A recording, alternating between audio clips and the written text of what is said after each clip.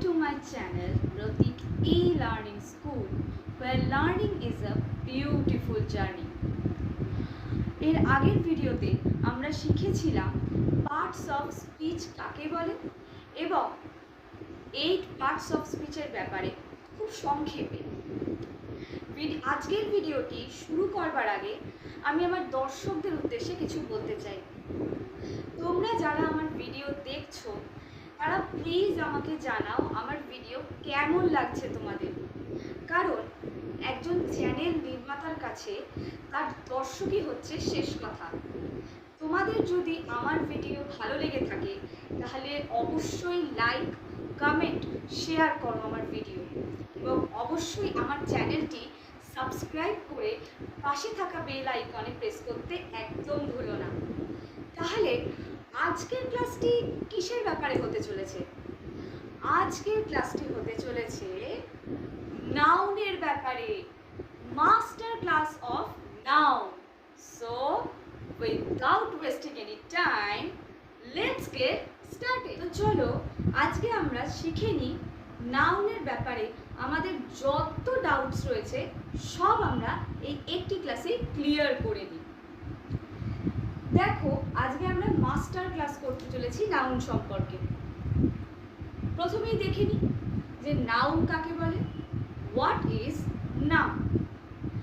Noun is a word that refers person, place, things, even ideas or emotion.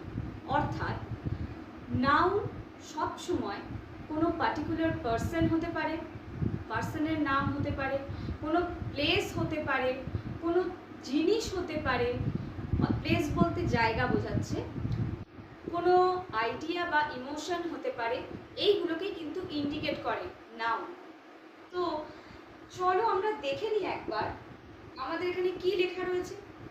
Person, idea or emotion, place, thing, যেটা আমি এক্ষুনি তোমাদেরকে বললাম। তো চলো আমরা একটু চেষ্টা করি এক এক করে এক্সাম্পলস দিয়ে সবটা বুঝে নেওয়ার। দেখো এইখানে আমি কয়েকটা এক্সাম্পল নাউনের লিখেছি। তো চলো এক্সাম্পলগুলো একবার ভালো করে দেখে নেওয়া যাক। Lata gave her cake to her sister. বলতে পারো এখানে কোনগুলো নাউন রয়েছে? আমি বলছি কোনগুলো নাউন রয়েছে। লতা, কেক, সিস্টার, এই তিনটেই হচ্ছে এখানে নাউন। এরপরে দেখি সেকেন্ড এক্সাম্পলটা। She can't play guitar. এখানে কোনটা নাউন? একটু ভাবো। আচ্ছা আমি বলছি, এখানেও গিটার হচ্ছে একটা নাউন। গিটার কিন্তু একটা জিনিস, আর আমি বলেছি যে কোনো জিনিস কিন্তু নাউনের আন্ডারে পড়ে। Dogs are very faithful animal. কুকুররা ভীষণ সৎ পশু হয়। এখানে ফেথফুল বলতে বিশ্বাসী, কুকুররা ভীষণ বিশ্বাসী পশু হয়। এখানে বলতে পারো কোনগুলো নাউন রয়েছে? এখানেও আমিই বলছি। Dogs, animal. Dogs and animal হচ্ছে এখানে দুটো নাউন। আমি বলেছিলাম যে কোনো পার্সন হতে পারে, কোনো জায়গা বা প্লেস হতে পারে, কোনো থিং হতে পারে, কোনো আইডিয়া বা ইমোশনের নামও কিন্তু হতে পারে নাউন। এরপর আমরা যেটা দেখব সেইটা হচ্ছে নাউনের 5 রকমের প্রকারভেদ। তো চলো উইদাউট ওয়েস্টিং এনি টাইম আমরা দেখে নিই নাউনের সেই 5টি প্রকারভেদ কি কি। তাহলে চলো এবার আমরা দেখে নিই নাউন্সের 5টি প্রকারভেদ। There are 5 types of noun: proper noun, common noun, concrete noun, abstract noun, collective noun। এছাড়াও নাউনের আরও দুটো প্রকারভেদ রয়েছে, যেমন কাউন্টেবল নাউন এবং আনকাউন্টেবল নাউন। তো চলো আমরা এই প্রত্যেকটি প্রকারভেদ সম্পর্কে একটু করে জেনে নিই। তো চলো এবার আমরা দেখে নিই প্রপার নাউন। প্রপার নাউন কাকে বলে? প্রপার নাউন সাধারণত শুরু হয় ক্যাপিটাল লেটার দিয়ে। আবারও বলছি, প্রপার নাউন শুরু হয় ক্যাপিটাল লেটার দিয়ে এবং প্রপার নাউন সবসময় কাজ করে কোনো স্পেসিফিক পারসন, প্লেস, স্পেসিফিক কোনো ব্যাপার বোঝাতে প্রপার নাউন আমরা ইউজ করে থাকি।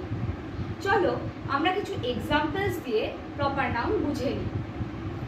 যেমন Mount Everest is the highest mountain in the world. অর্থাৎ মাউন্ট এভারেস্ট হচ্ছে বিশ্বের সবচেয়ে উঁচুতম পর্বতশৃঙ্গ বা উচ্চতম পর্বতশৃঙ্গ।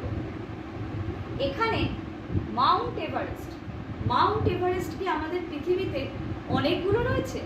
না তো, পার্টিকুলারলি কিন্তু মাউন্ট এভারেস্ট একটা এবং ইউনিক। এখানে মাউন্ট এভারেস্ট কিন্তু একটা স্পেসিফিক নেম, সেই জন্য এই মাউন্ট এভারেস্ট হচ্ছে প্রপার নাউন।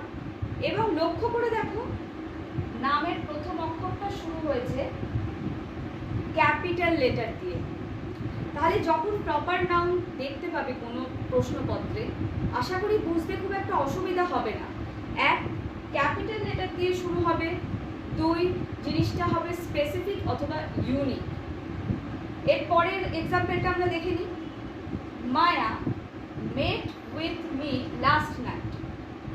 মায়া এখানে কি রয়েছে না, মায়ারও প্রথম অক্ষরটা সেম, শুরু হচ্ছে ক্যাপিটাল লেটার দিয়ে। আর এখানে কিন্তু আমি মায়া স্পেসিফিক করছি।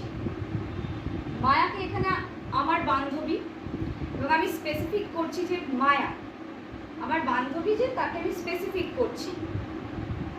যখনই দেখবে প্রপার নাউনের ক্ষেত্রে, আবারও বলছি, ক্যাপিটাল লেটার দিয়ে শুরু হবে এবং ইউনিক বা স্পেসিফিক হবে।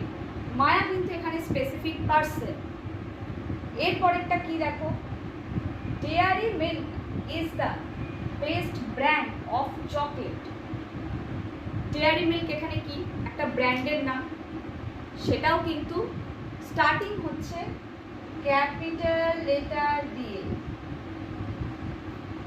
ক্যাপিটাল লেটার দিয়ে স্টার্ট হচ্ছে, তার পাশাপাশি ডেয়ারি মিল্ক কিন্তু একটা ব্র্যান্ডের নাম, এটা কিন্তু একটা স্পেসিফিক ব্র্যান্ডের নাম। আমি বারবার বলছি, প্রপার নাউন সবসময় ক্যাপিটাল লেটার দিয়ে শুরু হবে এবং জিনিসটা হবে স্পেসিফিক অথবা ইউনিক। তো চলো এরপর দেখে নেওয়া যাক কমন নাউনের ব্যাপারে। এবার আমরা চলো জেনে নিই কমন নাউনের ব্যাপারে। কমন নাউন কিভাবে চিনবে সেন্টেন্সে? Common noun never starts with a capital letter. Common noun কখনো কিন্তু ক্যাপিটাল লেটার দিয়ে শুরু হয় না। আর কমন নাউন কাকে বলে? নর্মাল রেগুলার যে নাউনগুলো থাকে তাকেই কিন্তু কমন নাউন বলে। আর কমন নাউন কখনোই ক্যাপিটাল লেটার দিয়ে শুরু হয় না। চলো দুটো এক্সাম্পলের মাধ্যমে আমরা দেখে নিই। Number 1, every girl wants a loyal boy. প্রত্যেকটি মেয়ে একটি সৎ ছেলেকেই পছন্দ করে বা একটি সৎ ছেলেকেই চায়। এখানে আমি কিন্তু স্পেসিফিকভাবে বলে দিইনি কোন মেয়েটি বা কারোর নাম মেনশন করিনি। এখানে মেয়ে বলতে অনেক মেয়ে হতে পারে, ছেলে বলতে অনেক ছেলে বা যে কোনো ছেলে হতে পারে। সুতরাং গার্ল, বয় এই দুটোই কিন্তু কমন নাউনের আন্ডারে পড়ে। এরপরে দেখো, there are lots of animal in the zoo. জুতে বা চিড়িয়াখানায় অনেক পশু পাখি থাকে। এখানেও কিন্তু আমি মেনশন করিনি যে কোনো পার্টিকুলার অ্যানিমাল বলিনি, বাঘ, সিংহ এরকম পার্টিকুলার কোনো অ্যানিমালের নাম বলিনি। কি বলেছি? অনেক পশু পাখি থাকে। তাহলে এখানে অ্যানিমাল তো নাউন অবশ্যই, কিন্তু এটা কি নাম? Common noun. এটা হচ্ছে কমন নাউন। এখানে বয়, গার্ল, এগুলো সব হচ্ছে কমন নাউন। বোঝা গেল? চলো এবার আমরা বাদ বাকি নাউনগুলো সম্পর্কেও জেনে নিই।